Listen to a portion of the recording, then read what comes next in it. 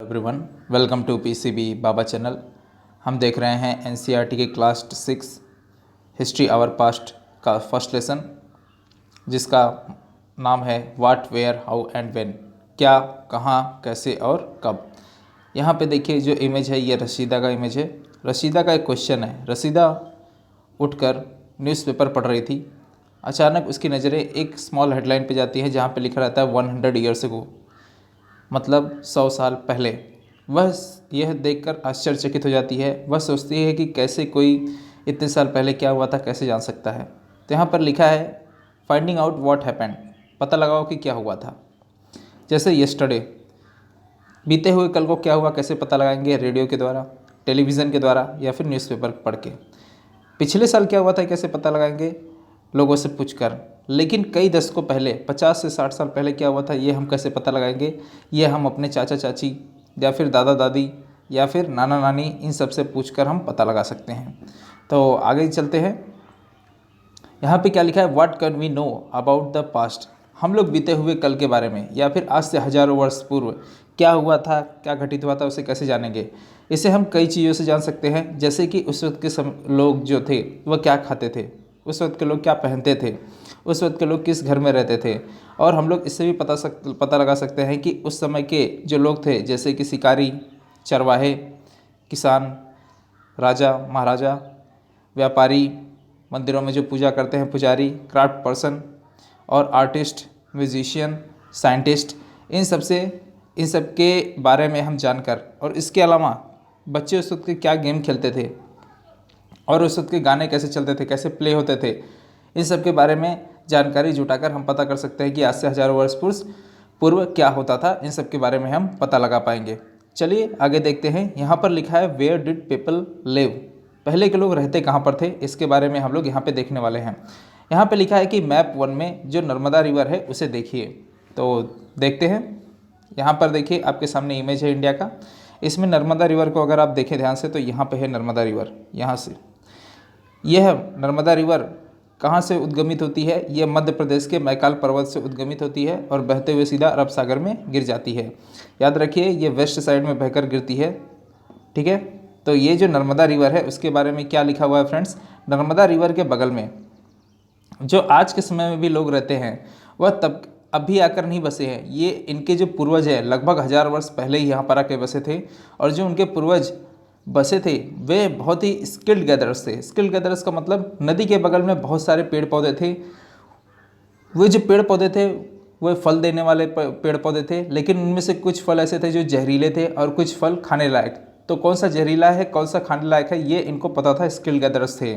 और इसके अलावा नदी के आसपास में अगर कोई एनिमल पानी पीने आता था तो उसे मारकर भी ये खा जाते थे। तो ये एक हंट करने वाले हंटर्स भी थे, नर्मदा नदी के बगल में रहने वाले।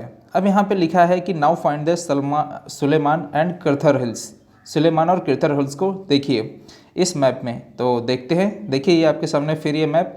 यहाँ पर सुलेमान और किर्थर हिल्स जो है ये आपको नॉर्थ वेस्ट में पड़ेगा। देखिए यहाँ पर ये रहा किर्थर हिल्स और ये रहा सुलेमान। देखिए आपको अगर दिशाओं की जानकारी ना हो तो मैं बता दूँ, ये है ईस्ट, ये है वेस्ट, ये है नॉर्थ और ये है साउथ। ओके, तो यहाँ पर नॉर्थ वेस्ट में पड़ रहा है सुलेमान और किर्थर हिल्स, ठीक है फ्रेंड्स। तो सुलेमान और किर्थर हिल्स के बारे में क्या बतलाया देखते हैं।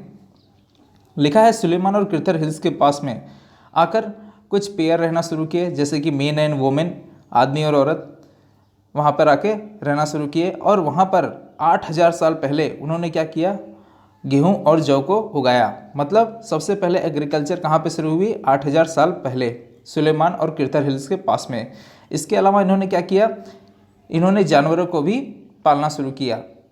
और वे जानवर कौन से थे? चौपाए पशु थे, मतलब कि वैसे पशु जो शाकाहारी हों, जैसे कि शीप, गोट एंड गाय, बैल एंड भैंस, उन्हें कहते हैं कैटल।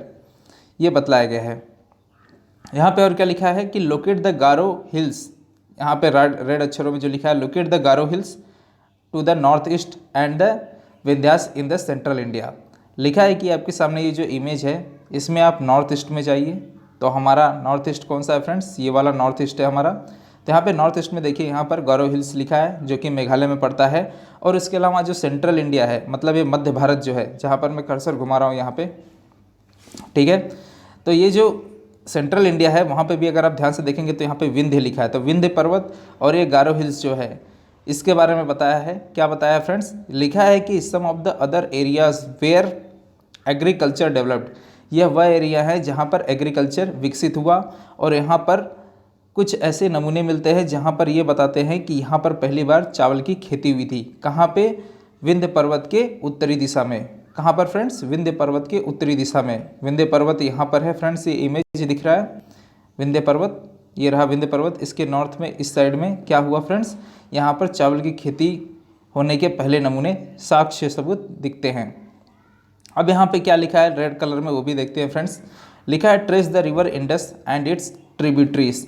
ट्रिब्यूटरीज क्या होती है फ्रेंड्स? ट्रिब्यूटरीज का अर्थ होता है सहायक नदियाँ।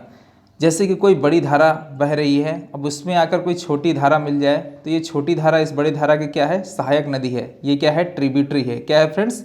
ट्रिब्यूटरी है। तो यहाँ पर देखते हैं फ्रेंड्स इंडस नदी। तो यहाँ पर देखिए फ्रेंड्स ये इंडस नदी बहती है, जिससे कौन कौन सी नदियाँ मिलती हैं? झेलम, चेनाब, रावी, बियास और सतलुज। तो ये सब नदियाँ हैं जो इंडस नदी की सहायक नदियाँ हैं। तो यहाँ पर क्या लिखा है कि इंडस नदी, क्या लिखा है फ्रेंड्स? इंडस नदी और उसकी सहायक नदियों पर आज से लगभग 4700 वर्ष पहले, 4700 साल पहले वहाँ पर कुछ शहर बसे हुए थे। क्या हुए थे फ्रेंड्स? शहर बसे हुए थे उस नदी के किनारे और उसकी सहायक नदियों के किनारे।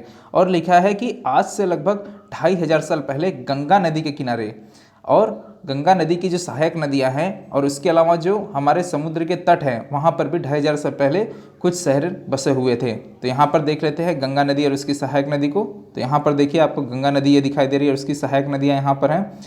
घाघरा यहाँ पे दिखा रहा है, सोन नदी और चंबल नदी, गंगा नदी की मुख्य नदी यहाँ पे सहायक नदी दिखाई दे रही है। और उसके अलावा यमुना नदी भी चंबल नदी की चंबल नदी उसमें भी जुड़ जा रही है, और साथ में यमुना नदी फिर आगे जाकर गंगा नदी में फिर मिल जा रही है। तो गंगा नदी तथा गंगा नदी की जो सहायक नदियां हैं इसके बगल में भी 2500 वर्ष पहले लोग आकर बसे थे और समुद्र के किनारे भी आकर बसे थे। ये यहाँ पर लिखी हुई है बात। अब यहाँ पे देखिए आगे क्या लिखा है, locate the Ganga and its tributary called the Son. लिखा है कि गंगा नदी और उसकी जो सहायक नदी सोन नदी है उसको लोकेट कीजिए। तो हम यहाँ पर देखते हैं फ्रेंड्स, आपको मैं एकदम आसानी भाषा में दिखाता हूँ। ये रहा सोन नदी फ्रेंड्स, और एक गंगा नदी में आकर यहाँ पे जुड़ रही है। और वहाँ पे आगे लिखा है कि गंगा नदी और सोन नदी जहाँ पे जुड़ रही है वहाँ से शुरू होता है आज के ज़माने का बिहार। क्या शुरू होता है फ्रेंड्स? बिहार। पहले ज़माने में इसे कहा जाता था मगध, और ये कुछ और ज़्यादा बड़ी थी मगध, जब पहले ज़माने में कहा जाता था तब। तो यहाँ पर यही बात लिखी है गंगा नदी के आगे, जो मैंने वहाँ पर आपको इमेज में दिखला के बतलाया फ्रेंड्स। देखिए लिखा है गंगा के साउथ में क्या बसा था फ्रेंड्स? मगध, जिसको आज के समय में बिहार कहते हैं। ये मगध के जो रूलर्स राजा थे ये बहुत ही पावरफुल थे। क्या थे फ्रेंड्स? पावरफुल थे। और इसके अलावा मगध जो यहाँ पे किंगडम था, उसके अलावा भारत में ऐसा नहीं कि सिर्फ मगध में ही रूलर्स रहते थे, राजा रहते थे, ऐसा नहीं है। साउथ इंडिया में भी रहते थे, नॉर्थ में भी रहते थे, यहाँ तो मगध था ही। तो यहाँ पे ये बतलाने की कोशिश की गई है कि भारत के बहुत सारे जगहों पर भी अन्य अलग अलग रूलर भी रहा करते थे फ्रेंड्स। अब आगे चलते हैं फ्रेंड्स, क्या लिखा है? लिखा है people travelled from one part of the subcontinent to the another. लिखा है जी, वो हमारा भारत देश है, जो हमारा फ्रेंड्स भारत देश है। मैप में आप देखिए, आप बहुत अच्छे से समझ जाएंगे। जो हमारा भारत देश है, यह भारत देश नॉर्थ साइड से तो हिमालय से ढका हुआ है, ओके। इस साइड में भी क्या है? पठार है और बहुत बड़े माउंटेन भी हैं। और साथ ही साथ वेस्ट साइड से, ईस्ट साइड से और साउथ साइड से हमारा भारत किससे घिरा हुआ है फ्रेंड्स? हमारा भारत घिरा हुआ है किससे? समुंदर से। देखिए यहाँ पर लिखा है अरबियन सी है, यहाँ पे बंगाल की खाड़ी है, नीचे हिंद महासागर है, नॉर्थ साइड में हिमालय है, ओके फ्रेंड्स। नॉर्थ साइड में क्या है फ्रेंड्स? हिमालय है। तो हमारा भारत चारों तरफ से क्या है? पूरी तरह से कवर्ड है। क्या है फ्रेंड्स? कवर्ड है, जिसके कारण हमारे भारत देश में कोई घुस नहीं सकता था। तो यहाँ पे बतलाया गया है कि भारत देश में घुसना क्या था फ्रेंड्स? बहुत ही इम्पॉसिबल था और डेंजरस भी था, क्योंकि पहाड़ के ऊपर से आना जाना बहुत ही खतरनाक है। क्योंकि पहाड़ के ऊपर पहुँचने से या फिर पर्वत के ऊपर पहुँचने से क्या होता है? ऑक्सीजन का लेवल कम हो जाता है, जिससे क्या हो सकता है? इंसान की मृत्यु भी हो सकती है। और दूसरी बात, हिमालय पर्वत पर ठंडी बहुत तेज़ी से लगती है, जिसको इंसान सह नहीं पाता है। हालांकि इतनी सारी मुसीबतें होने के बाद भी यह इम्पॉसिबल काम नहीं था। तब भी क्या हो गए? दूसरे सब कॉन्टिनेंट से आकर इंसान क्या हो गया, भारत देश में आकर बसा। अब ये सब कॉन्टिनेंट क्या होता है फ्रेंड्स, इसको भी जान लेते हैं। देखिए फ्रेंड्स, आपके सामने ये जो लाइन दिखाई दे रही है छोटा, इसको पढ़ते हैं। देखिए क्या लिखा है, ये एशिया कॉन्टिनेंट जो है, आपको मालूम है हमारी जो धरती है, धरती में 7 कॉन्टिनेंट है। Asia, Africa, north America, south America, Antarctica, Europe और ऑस्ट्रेलिया। ओके, तो सबसे बड़ा कॉन्टिनेंट है एशिया कॉन्टिनेंट। अब ये एशिया कॉन्टिनेंट का जो साउथ पार्ट है, कौन सा पार्ट, साउथ पार्ट है, दक्षिणी भाग जो है, उसमें कौन कौन से देश आते हैं, इंडिया, पाकिस्तान, बांग्लादेश, नेपाल, भूटान, श्रीलंका। तो यह सब जो देश हैं, ये सबको मिलाकर क्या बनता है फ्रेंड्स, साउथ ईस्ट एशिया। क्या बनता है फ्रेंड्स, साउथ ईस्ट एशिया, जिसको हम कहते हैं फ्रेंड्स सब कॉन्टिनेंट। क्या कहते हैं फ्रेंड्स, सब कॉन्टिनेंट। इसको हम लोग इमेज के द्वारा देखेंगे तो बहुत अच्छी तरह से समझ जाएंगे। तो फ्रेंड्स इमेज देखते हैं। यहाँ पर देखिए आपके सामने ये रहा इमेज इंडिया का, जिसमें देखिए आपको दिखाई दे रहा है, ये रहा India, Pakistan, Afghanistan, China, Myanmar, Bangladesh, Bhutan, Nepal, Sri Lanka. Okay, यह सब क्या है फ्रेंड्स, यह सब साउथ ईस्ट एशिया में आने वाले देश हैं। ओके फ्रेंड्स, ये मैंने आपको इमेज के द्वारा बतलाने की कोशिश की। अब देखते हैं आगे। तो यह जितने भी पार्ट में मैंने टिक किया इमेज में, वह सब क्या है फ्रेंड्स, साउथ ईस्ट एशिया, जिसको कहते हैं फ्रेंड्स सब कॉन्टिनेंट।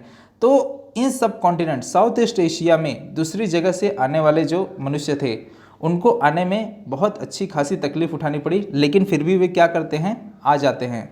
वह कभी भी इम्पॉसिबल नहीं रहा इन इंसानों के लिए आने के लिए। और वह क्यों आते थे फ्रेंड्स, वह आते थे भोजन की तलाश में या फिर लाइवलीहुड के तलाश में। ओके, वे अपना घर बसाते, ठीक है, खेती करते, जानवरों को पालते, लेकिन क्या होता कि नेचुरल डिजास्टर जो है, क्या है फ्रेंड्स, नेचुरल डिजास्टर, जैसे कि बाढ़ आ गया, सूखा हो गया, इसके कारण उन्हें अपना घर छोड़ना पड़ता। और ये बार बार होता, जिसके कारण वे लोग क्या किए, ग्रुप में रहना शुरू कर दिए। क्या कर दिए फ्रेंड्स, ग्रुप में रहना शुरू कर दिए, एक साथ में 100-200, जिसको मिलाकर क्या बन गया फ्रेंड्स, कबीला बन गया या फिर आर्मीज बन गई। अब धीरे धीरे कबीला बनने के कारण क्या हो गए, एक कबीला दूसरे कबीले के ऊपर आक्रमण करने लगा और उसे जीत कर उसे अपने अंदर मिला लेता था। ठीक है, इसके अलावा क्या होता था फ्रेंड्स, मर्चेंट्स जो व्यापारी होते थे, वे क्या करते थे, अपने सामान को बेचने की चाहत में एक सब कॉन्टिनेंट से दूसरे सब कॉन्टिनेंट में जाया करते थे। और यहाँ पे क्या लिखा है, रिलीजियस टीचर्स, जो धार्मिक शिक्षक होते थे, जैसे कि हिंदू धर्म हुआ, इस्लाम धर्म हुआ, ईसाई धर्म हुआ, ये सब धर्म क्या करते थे, एक जगह से दूसरी जगह जाकर अपने धर्म का प्रचार प्रसार भी किया करते थे फ्रेंड्स। ओके, अब देखिए यहाँ पे क्या लिखा है, why do people travel now days, आज के दिन में लोग क्यों ट्रेवल करते हैं। देखिए टूरिस्ट जो होते हैं वह एक सब जगहों को देखने के मकसद से आया जाया करते हैं। और दूसरा मकसद क्या है फ्रेंड्स, दूसरा मकसद है फ्रेंड्स रोजगार। आज के समय में समझ लीजिए कि जो यूएसए अमेरिका है, भारत से टेक्नोलॉजी के मामले में कई गुना आगे है। तो लोग क्या करते हैं, रोजगार की तलाश में अमेरिका चले जाते हैं। अमेरिका अपनी कंपनीज, अमेरिका की जो कंपनीज हैं वह क्या करती हैं, वह इंडियन एम्प्लॉय को ढूंढती भी हैं। क्यों, क्योंकि यूएस के जो एम्प्लॉय हैं वह क्या होते हैं, बहुत ज़्यादा रकम मांगते हैं और इंडिया के एम्प्लॉयज़ बहुत कम पैसे में काम करते हैं, जिसकी वजह से यूएसए ने क्या किया है, अपने कॉल सेंटर्स इंडिया में रखे हैं। ओके, तो यहाँ पर देखेंगे आप तो बहुत सारे पीपल एक जगह से दूसरी जगह आ जाया करते हैं इन सब की तलाश में। अब आगे चलते हैं। यहाँ पे लिखा है कि मैप में जो नॉर्थ साइड है इंडिया का, वहाँ पे आपको बहुत सारे हिल, माउंटेन्स, सीज साउथ और वेस्ट साइड में देखने मिलेंगे। ठीक है, जिसके कारण क्या होता था, इंडिया के फ्रंटियर्स, मतलब जो इंडिया की सीमा रेखा है उसमें आना बहुत ही मुश्किल था। लेकिन उसके बावजूद भी क्या होते हैं, लोग जो हैं वह इस सीमाओं को या फिर इन जो बहुत सारे अड़चने जो थी, जैसे पर्वतों को पार करना, सी को पार करना, इस सब को पार करके सब कॉन्टिनेंट में आ गए और वहाँ पे सेटल हो गए, मतलब वहाँ पे बस गए। अब देखिए यहाँ पर आने के बाद जो बाहर देश से लोग आते थे वह अपनी संस्कृति, अपने रिलीजन को लेके आते थे, अपने कल्चर को लेके आते थे। जैसे कि कोई कारीगर है जिसकी अपने देश में मांग कम रही होगी तो दूसरे देश में जाना, वहाँ पे मांग उसकी ज़्यादा रहना। ठीक है, कंपोजिंग म्यूज़िक, कुकिंग फूड, इस तरह से क्या होने लगा, कल्चर जो है फ्लरिश होने लगा। ओके फ्रेंड्स, अब आगे चलते हैं। देखिए क्या लिखा है, नेम ऑफ द लैंड। क्या लिखा है friends, name of the land, मतलब ज़मीन का नाम। हमारे कंट्री का नाम क्या है, इंडिया या फिर भारत। इंडिया नाम कैसे पड़ा इंडिया का, इंडिया नाम पड़ा इंडस नदी से। किसकी, कौन सी नदी से, इंडस नदी से। और इस इंडस नदी को संस्कृत में कहते हैं सिंधु नदी। क्या कहते हैं फ्रेंड्स, सिंधु नदी। यहाँ पे लिखा है find Iran and Greece in your atlas. तो एटलस तो मेरे पास नहीं है, इसमें दिखा नहीं सकता, लेकिन मैं आपको इमेज ज़रूर दिखाऊंगा कहाँ पर ईरान और ग्रीस है। तो चलते हैं फ्रेंड्स ईरान और ग्रीस की ओर। देखिए यहाँ पर आप देखेंगे ये इमेज, यहाँ पे देखिए आपको ईरान और ग्रीस बहुत साफ दिखाई देगा। देखिए ये रहा यहाँ पे ईरान और ये यहाँ पर है ग्रीस। देखिए यहाँ पे है ग्रीस। तो ईरान और ग्रीस जो है ये भारत के किस साइड में पड़ते हैं फ्रेंड्स? नॉर्थ वेस्ट की ओर। किस साइड में फ्रेंड्स? नॉर्थ वेस्ट में पड़ते हैं कौन? ईरान और ग्रीस। तो हम अपने किताब पर चलते हैं। आई एम सॉरी, हाँ ये देखिए, तो यहाँ पर क्या लिखा है? Locate find Iran and Greece in your atlas. तो हमने अपने इमेज में ईरान और ग्रीस को देख लिया। अब ये ईरान और ग्रीस जो है ये इंडिया के किस साइड में आता था? उत्तर पश्चिम की ओर।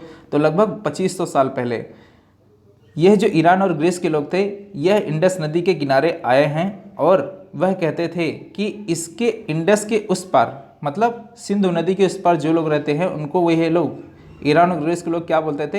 हिंदोस या फिर इंडोस बोलते थे। क्या बोलते थे? हिंदोस और इंडोस। कौन? ईरान और ग्रीक के लोग जो इंडस नदी के पास में आते थे वह उसके उस पार रहने वालों को हिंदोस या फिर इंडोस कहा करते थे। अब नाम आता है भारत का। भारत नाम कैसे पड़ा? भारत में या फिर इंडिया कंट्री में जो उत्तर पश्चिम की ओर लोग रहने वाले थे या फिर वो ग्रुप जो नॉर्थ वेस्ट साइड में रहती थे उनको कहा जाता था भारतीय। क्या कहा जाता था फ्रेंड्स? भारतीय, जिसकी वजह से नाम पड़ा भारत। और ये भारत नाम जो है यह ऋग्वेद जो हमारा ग्रंथ है, क्या है फ्रेंड्स? ऋग्वेद, जो संस्कृत का अर्लीस्ट कंपाइलेशन है, मतलब 3500 साल पहले जो ऋग्वेद लिखा गया है उसमें भी भारत का उल्लेख मिलता है, मतलब भारत लिखा हुआ शब्द मिलता है।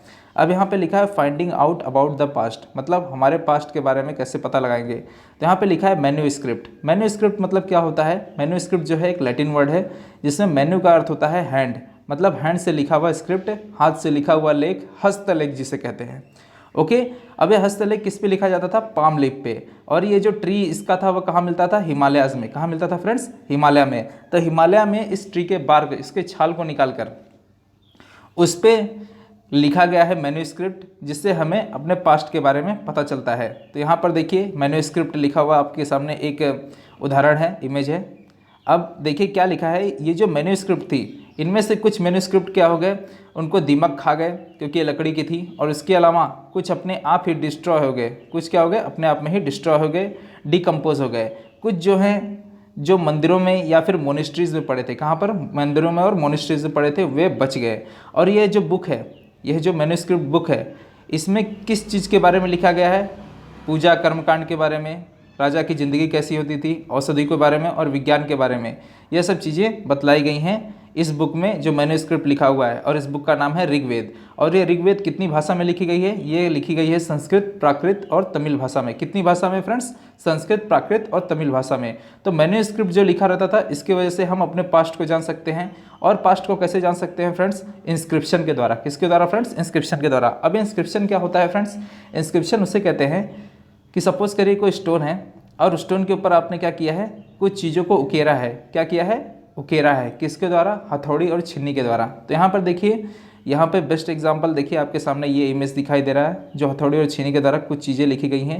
ये क्या है? यही कहलाता है इंस्क्रिप्शन। क्या है? इंस्क्रिप्शन। यहाँ पे देखिए लिखा है hard surface such as stone और मेटल, जिस पे क्या किया गया हो? कुछ राइटिंग्स या फिर कुछ लिखा गया हो। और ये क्यों किया जाता था?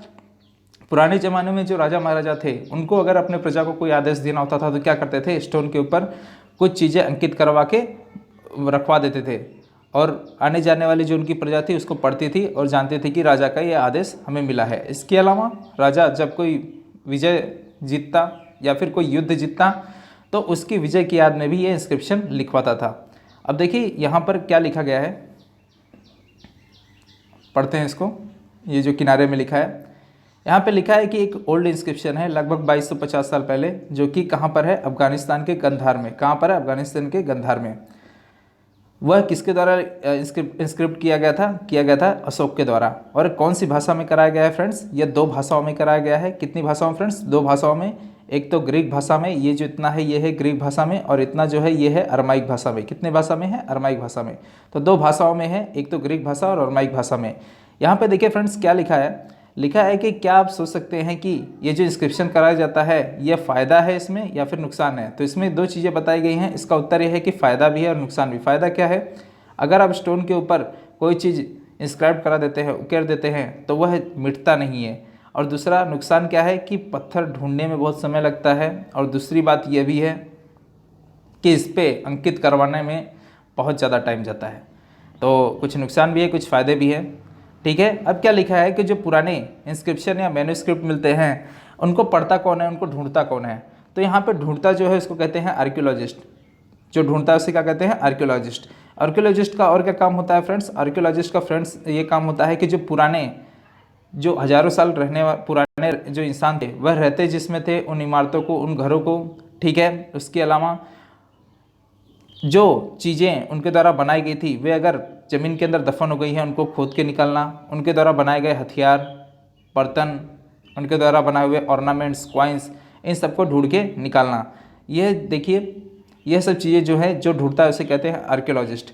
हालांकि जो चीज़ें स्टोन के द्वारा बनाई हुई थी, मेटल के द्वारा, वो तो सुरक्षित हैं, लेकिन जो लकड़ियों के द्वारा बनी थी, जो बोन के द्वारा बनी थी, वो सब क्या हो गई, वह धीरे धीरे क्या हो गई, नष्ट हो गई। जो धीरे धीरे नष्ट हो गई वह तो पेरिशेबल थी, लेकिन जो नष्ट नहीं हुई वह आज भी सुरक्षित हैं, उनको कोई दिक्कत नहीं हुई है या फिर कुछ खराब नहीं हुआ है, उसे कहते हैं इम्पेरिशेबल। कहने का मतलब क्या है फ्रेंड्स, समझिए। जैसे कि कोई स्टोन पे कुछ चीज़ें लिखी गई हैं, ठीक है, कुछ लिखी गई हैं और वह खराब नहीं होता, उसे कहते हैं इम्पेरिशेबल। लेकिन लकड़ी के ऊपर कुछ चीज़ें लिखी गई हैं और वह डिकम्पोज हो जाए, ख़त्म हो जाए, बैक्टीरिया जो मिट्टी में प्रेजेंट है वो क्या करे, उसे ख़त्म कर दे खाकर, तो वह क्या है, पेरिशेबल। क्या है फ्रेंड्स, पेरिशेबल।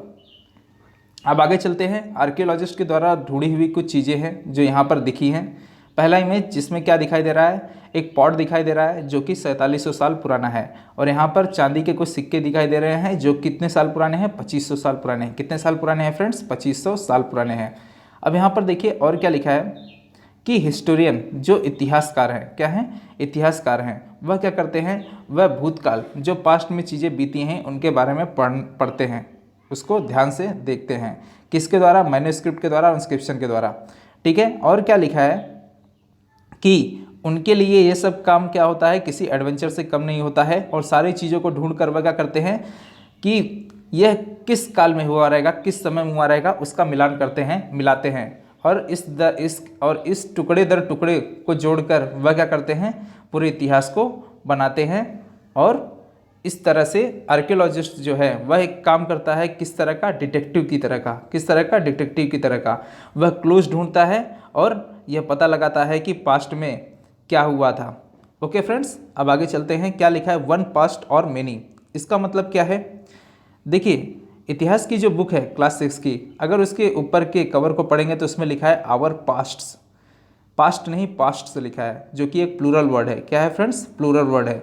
इसका मतलब क्या है, इसका मतलब यह है कि वह सिर्फ एक ही इंसान के ज़िंदगी के ऊपर नज़र नहीं डालता है, बल्कि कई इंसानों की ज़िंदगी के ऊपर नज़र डालता है। जैसे कि कोई मर्चेंट हुआ, क्राफ्ट पर्सन हुआ, जो क्या कहते हैं शिल्पकार है, मूर्तिकार है, और उस वक्त के रहने वाले अलग अलग धर्म, अलग अलग वर्ग के जो पीपल थे। जैसे कि पुराने समय में क्या था, इंसानों को 4 वर्गों में बांटा गया था, ब्राह्मण, क्षत्रिय, वैश्य, शूद्र। सबके बारे में क्या बतलाया गया है, सबके बारे में जानकारी इस बुक में दी गई है। तो इसी के नाते उस पर लिखा है आवर पास्ट्स, मतलब प्लूरल वर्ड लिखा गया है। क्या आज के समय में भी ऐसी ज़िंदगी देखने मिलती है? बिल्कुल देखने मिलती है फ्रेंड्स। अगर आप इंडिया के जो अंडमान निकोबार आइलैंड है वहाँ पर चले जाए तो वहाँ के जो पीपल है वह आज के समय में भी क्या करते हैं, हंटिंग और गैदरिंग करते हैं फ्रेंड्स। और उसके अलावा आप अगर सिटी में चले जाएं, जैसे कि बॉम्बे, दिल्ली, बेंगलोर, हैदराबाद, वहाँ पर लोग क्या करते हैं, वहाँ के लोग खाते और कमाते हैं, मतलब कमा के आते हैं, उसके बाद कुछ भी खाना रहे तो उसे खरीद कर लाते हैं। वह पहले के विलेजेस की तरह नहीं रहे कि उगाओ और फिर खाओ, वह क्या करते हैं, खाते हैं, ठीक है, कमा कर। अब यहाँ पे देखिए क्या लिखा है, कोई भी किंग जब कोई बैटल जीत के आता, कोई भी युद्ध जीत के आता, तो क्या करता, जीतने के बाद वह अपने विजय को क्या करता, एक इंस्क्राइब करवाता, मतलब पत्थर में उकरवा देता, जो आज के समय में हमें एविडेंस के रूप में मिलते हैं। लेकिन उसके अलावा जो क्षत्रिय के अलावा जो वैश्य और शूद्र थे, मतलब जो फार्मर और जो वर्कर थे, उनके बारे में जानकारी हमें क्यों नहीं मिलती? क्योंकि वह सिर्फ अपने काम करने में ही बिजी रहते थे। इंस्क्रिप्शन, मैन्युस्क्रिप्ट करना उन्हें आता नहीं था, जिसकी वजह से उनके बारे में कोई एविडेंस हमें मिलता नहीं है फ्रेंड्स। अब यहाँ पे देखिए क्या लिखा है, व्हाट डू डेट्स मीन, मतलब तारीख का मतलब क्या होता है, इसका एक एग्जांपल बताता हूँ फ्रेंड्स। जैसे समझ लीजिए मेरा जो जन्म हुआ है वह हुआ है 8/11/1993 को। कब हुआ है? 8/11/1993 को। अब देखिए इसमें जो ये 1993 लिखा है ये क्या है? चूँकि हम जानते हैं कि इंसान के बारे में जानकारी जो है इतिहास के द्वारा हमें यह पता चलता है कि आज से करीब करीब कई लाखों वर्ष पूर्व इंसान रहा करते थे। तो ये 1993 क्यों? देखिए हमारे धरती पर सबसे ज़्यादा कौन से धर्म को मानने वाले इंसान रहते हैं? ईसाई धर्म को। अब ये ईसाई धर्म के जो गॉड हैं जिनको हम जीसस क्राइस्ट कहते हैं, क्या कहते हैं फ्रेंड्स? Jesus Christ. ये जीसस क्राइस्ट का जन्म कब हुआ था? आज से 2021 साल पहले, क्योंकि सन कौन सा चल रहा है अभी? 2021। तो आज से कितने साल पहले? सन 2021 साल पहले। तो जब ईसा मसीह का जन्म हुआ था उस वर्ष को पकड़कर आज हो गए हैं 2021 साल। तो जो ईसाइयों के द्वारा बना हुआ एक कैलेंडर है जो पूरे दुनिया में मान्य है उसको कहते हैं ग्रेगोरियन कैलेंडर। क्या कहते हैं फ्रेंड्स? Gregorian calendar. तो आज जो सन चल रहा है उसके हिसाब से वो चल रहा है 2021। क्या चल रहा है फ्रेंड्स? 2021 जब मैं वीडियो बना रहा हूँ। तो आप मेरी बातों को समझिए। तो जीसस क्राइस्ट जो हैं उनका जन्म जब से हुआ तो उस समय से लेकर जितने भी घटनाएं घटी हैं, ठीक है, उन समयों को किस में नापा जाता है? एडी और सीई में। किस में फ्रेंड्स? एडी और सीई में, जब से जीसस क्राइस्ट का जन्म हुआ है। ओके, ये लाइन जो है जीसस क्राइस्ट के जन्म को बताता है। उसके बाद के जो भी समय काल है उनको किस में मापते हैं? एडी और सीई में। एडी का मतलब होता है एन्नो डोमिनी, मतलब in the year of Lord, मतलब भगवान के समय में ये सब चीज़ें हुई हैं। और सीई का मतलब होता है कॉमन एरा। क्या होता है फ्रेंड्स? कॉमन एरा, मतलब जीसस क्राइस्ट के बाद की जितने भी समय काल में जो भी घटनाएं हुई हैं उनको किस में मापते हैं? एडी और सीई। लेकिन जीसस क्राइस्ट के जन्म के पहले के जो भी समय काल में जो भी घटना घटी हैं उसको किस में मापते हैं फ्रेंड्स? उनको मापते हैं हम लोग बीसीई में। किस में मापते हैं फ्रेंड्स? बीसीई में मापते हैं। किस में मापते हैं फ्रेंड्स? बीसीई में या फिर बीसी में। किस में फ्रेंड्स? बीसी में। याद रखिएगा, उन्हें बीसी या फिर बीसीई में मापते हैं। जैसे कि एग्जांपल के तौर पे गौतम बुद्ध का जन्म कब हुआ था? 563 बीसीई में। कब हुआ था फ्रेंड्स? 563 बीसीई में या फिर बीसी में। ओके फ्रेंड्स, समझ रहे हैं? बीसीई या फिर बीसीई में। बीसीई का अर्थ होता है बिफोर कॉमन एरा या फिर बीसी का मतलब बिफोर कॉमन। ओके, तो ये जो 563 है इसका मतलब कि आज से कितने साल पहले गौतम बुद्ध जी का जन्म हुआ था? लगभग 2600 साल पहले, मतलब जीसस क्राइस्ट से भी 563 साल पहले। तो जीसस क्राइस्ट से पहले का जो समय काल है उसको मापते हैं बीसीई या फिर बीसी में। और जीसस क्राइस्ट के जन्म के समय से लेकर आज तक जो भी चीज़ें होती आ रही हैं उनको किस में मापते हैं? एडी और सीई में। तो यही व्हाट डू डेट्स मीन का मतलब है। ठीक है फ्रेंड्स, देखिए यहाँ पर वही चीज़ लिखा है बीसी, एडी, सीई, बीसीई, जिनको मैंने हाईलाइट किया है। सीई का अर्थ है कॉमन एरा, बीसीई का मतलब है बिफोर कॉमन एरा, एडी का मतलब एन्नो डोमिनी, बीसी का मतलब बिफोर क्राइस्ट। ये सब चीज़ें लिखी हैं। अब देखिए यहाँ पर लास्ट वर्ड क्या लिखा है? डेसिफरमेंट। डेसिफरमेंट का मतलब क्या होता है? डेसिफरमेंट का मतलब होता है कोई अगर कोड वर्ड है उसको डिकोड करने की प्रक्रिया को डिसिफरमेंट कहते हैं। अब डेसिफरमेंट के एक एग्जांपल से मैं आपको समझाता हूँ। जैसे देखिए इजिप्ट नाम का जो देश है वह अफ्रीका में पड़ता है। वहाँ एक शहर है जिसका नाम है रोसेटा। क्या नाम है फ्रेंड्स? रोसेटा। वहाँ पर एक इंस्क्रिप्शन मिला है, पत्थर के ऊपर उकेरा हुआ कुछ अंकित चीज़ मिला है जिसको 3 अलग अलग लैंग्वेजेस में लिखा गया है। एक लैंग्वेज है ग्रीक और बाकी 2 लैंग्वेज है इजिप्तियन। क्या है फ्रेंड्स? इजिप्तियन। अब ग्रीक जो है ये तो समझ में आ गया, लिखा था उसको सब पढ़ लिए, जिसको ग्रीक वर्ड समझ में आता था। लेकिन जो इजिप्शियन में लिखा है उसको कैसे समझे? क्यों? क्योंकि इजिप्शियन वर्ड जो है वह वर्ड में नहीं होता है बल्कि चित्रों में होता है। देखिए आपके सामने एक चित्र कुछ दिए हैं, तो इसको क्या किया, यह एक कोड वर्ड में लिखा था जिसको लोगों ने डिकोड किया। तो कोड से डिकोड में करने की प्रक्रिया ही क्या कहलाती है? डेसिफरमेंट। जैसे स्क्वायर है, स्क्वायर को हम लोग क्या पढ़ते हैं? पी। हेमिस, और ये जो क्या लिखा है? Semi circle. ये जो सेमी सर्कल अर्धवृत्त है इसको क्या पढ़ते हैं? टी। लाइन जो है इसको पढ़ते हैं एल। बाज को पढ़ते हैं ए। समझ में आ रहा है फ्रेंड्स? तो इस तरह से उन्होंने कोड को डिकोड करके उस वर्ड को या फिर जो इंस्क्रिप्शन थे उसको पढ़ लिया। तो ये कोड को डिकोड करने की प्रक्रिया को ही क्या कहते हैं हम लोग फ्रेंड्स? डेसिफरमेंट कहते हैं। तो यहाँ पर पूरा आपका लेक्चर खत्म होता है, ये लेसन खत्म होता है। और यहाँ पर कुछ इंपॉर्टेंट पॉइंट लिखे जिनको हम लोग देख ले। यहाँ पर लिखा है एग्रीकल्चर की शुरुआत कब हुई थी? 8000 साल पहले। कहाँ पर? सुलेमान और किरथर हिल्स में। और इसके अलावा पहला शहर कहाँ बसा था फ्रेंड्स? बसा था ये इंडस नदी के किनारे 4700 साल पहले। उसके अलावा मगध राज्य जो बड़ा किंगडम बसा था वो कहाँ बसा था? 2500 साल पहले गंगा नदी के साउथ में, मगध में।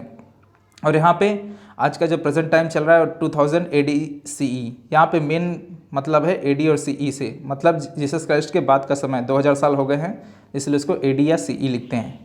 तो आई होप फ्रेंड्स आपको सारा लेक्चर समझ में आया होगा। मैंने बहुत ही आसान लैंग्वेज में इसे बताने की कोशिश की है। अगर आपको इसमें कुछ डाउट हो तो प्लीज़ लाइक शेयर कमेंट और जरूर करें। मैं सब चीज़ बताने की आपको कोशिश ज़रूर करूँगा। तो आशा करता हूँ हम लोग मिलेंगे फिर आगे भी, और भी बहुत सारे लेसन के साथ में। मैं पूरे प्लेलिस्ट इसकी डाल दूँगा, आप सारे प्लेलिस्ट को गो थ्रू होइए। ठीक है फ्रेंड्स, तो मिलते हैं आगे और बहुत सारे लेक्चर के साथ में। तब तक के लिए खुश रहें। Good bye.